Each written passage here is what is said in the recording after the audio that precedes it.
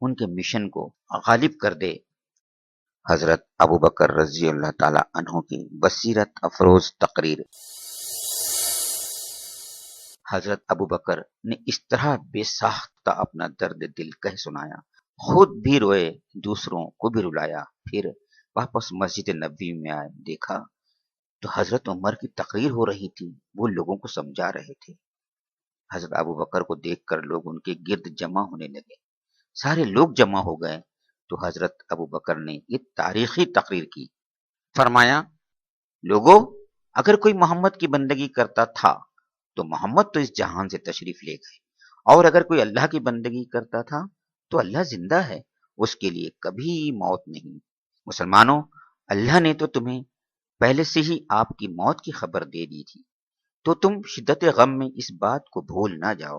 مسلمانوں، ہمارے اطمینان کے لیے کیا یہ بات کافی نہیں کہ اللہ نے اپنے نبی صلی اللہ علیہ وسلم کے لیے اس دنیا کی کلفتوں کے بجائے اپنے یہاں کی راحتیں پسند کی؟ اس نے آپ کو اس دنیا سے اٹھا لیا اور اپنے انعام و اکرام کی دنیا میں پہنچا دیا، اور تمہارے اندر اپنی کتاب اور اپنے نبی کی سنت باقی رکھی۔ جو ان دونوں کو پکڑ رہے گا وہ نیکی کی راہ پر قائم رہے گا، اور جو ان دونوں کو الگ الگ کرے گا وہ غلط راستے پر جا پڑے گا۔ مسلمانوں، ہوشیار رہو، شیطان تمہیں تمہارے نبی کی موت میں مشغول نہ کر دے اور اس طرح تمہیں تمہارے دین سے دور نہ کر دے۔ تم جلد سے جلد وہ طریقہ اور وہ انداز اختیار کرو جس سے شیطان کو ناکام کر سکو، اسے اتنی مہلت نہ دو کہ وہ تمہارا نشے من تاراج کر ڈالے۔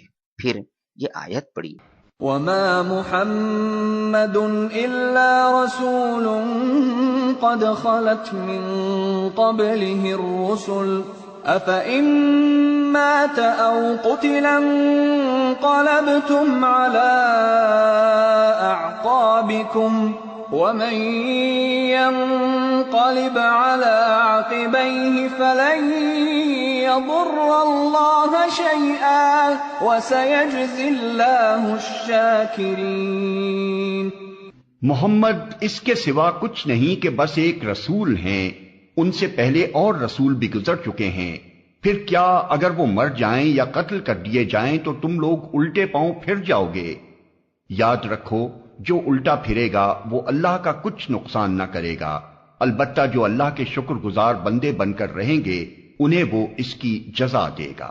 یہ ہے کچھ حصہ اس بصیرت افروز تقریر کا جو حضرت ابوبکر رضی اللہ تعالی عنہ نے اس موقع پر کی۔ مسلمانوں نے یہ تقریر سنی تو ان کی آنکھیں کھل گئیں، اس کڑوی حقیقت کا انہیں یقین کرنا پڑا۔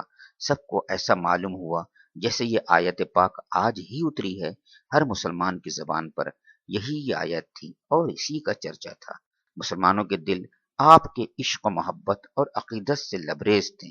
وفات کی خبر ان کے دلوں پر غم و اندوہ کی بجلی بن کر گری۔ سنتے ہی وہ اپنے حواس کھو بیٹھے، ان پر غم کے بادل گھرائے اور مایوسی کی بدلیاں چھا گئیں۔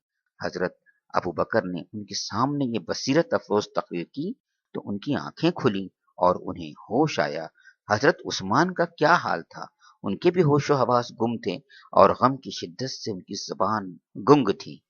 حضرت عبداللہ بن عمر فرماتے ہیں، یوں سمجھنا چاہیے گویا ہماری آنکھوں پر پردے پڑے تھے، وہ پردے ہٹ گئے۔ یہی لوگ نہیں، تمام مسلمانوں کا یہی حال تھا، لیکن حضرت ابوبکر نے تقریر کی تو سب کی آنکھیں کھل گئی، انہیں یقین ہو گیا پیارے نبی سچ مچ اللہ کو پیارے ہو گئے۔ حضرت ابوبکر کا اس موقع پر کیا حال تھا؟ وہ صبر، تحمل اور وقار کا پہاڑ تھے، وہ نازک موڑ پر صحیح رہنمائی کا بہترین نمونہ تھے۔ حضرت ابوبکر کو پیارے نبی صلی اللہ علیہ وسلم سے کم محبت نہ تھی، وفاداری اور جانثاری میں وہ کسی سے پیچھے نہ تھے۔ حضور صلی اللہ علیہ وسلم نے جب یہ آیت پڑھی تھی، اليوم اکملت لکم دینکم واتممت علیکم نعمتی ورضیت لکم الاسلام دینا، آج میں نے تمہارے دین کو تمہارے لیے مکمل کر دیا ہے اور اپنی نعمت تم پر تمام کر دی ہے، اور تمہارے لیے اسلام کو تمہارے دین کی حیثیت سے قبول کر لیا ہے۔ تو حضرت ابوبکر رونے لگے، اور جب یہ سورہ اتری تھی اذا جاء نصر الله والفتح ورأيت الناس يدخلون في دين الله أفواجا فسبح بحمد ربك واستغفره إنه كان توابا۔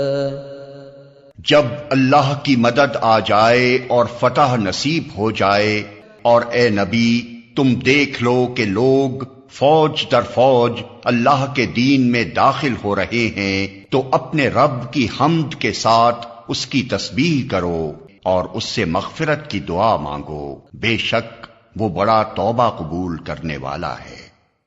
تب بھی حضرت ابو بکر بے قابو ہو گئے تھے اور آنکھوں سے آنسوؤں کی جھڑیاں لگ گئیں، کیونکہ وہ سمجھ گئے اب آپ کے جانے کے دن قریب آ گئے اور یہ کٹھن دن دیکھنے کے لیے وہ پہلے سے تیار ہو گئے۔ یہی وجہ ہے پیارے نبی صلی اللہ علیہ وسلم کی وفات ہوئی تو ہر طرف کوہرام مچ گیا، مسلمان کلیجہ تھام تھام کر رونے لگے، کتنے لوگ اپنے ہوش و حواس کھو بیٹھے، لیکن حضرت ابو بکر صبر و تحمل کا پیکر بنے رہے، اس نازک وقت میں مسلمانوں کی صحیح رہنمائی کرتے رہے۔ یہ اللہ تعالیٰ کا دین اسلام پر بہت بڑا فضل ہے اور مسلمانوں کے ساتھ بہت بڑا احسان کہ ایسے خطرناک وقت میں حضرت ابو بکر نے ان کو صحیح راہ سجھائی، پھسلتے ہوئے انہیں سنبھال لیا اور ان میں پھوٹ پڑنے سے بچا لیا۔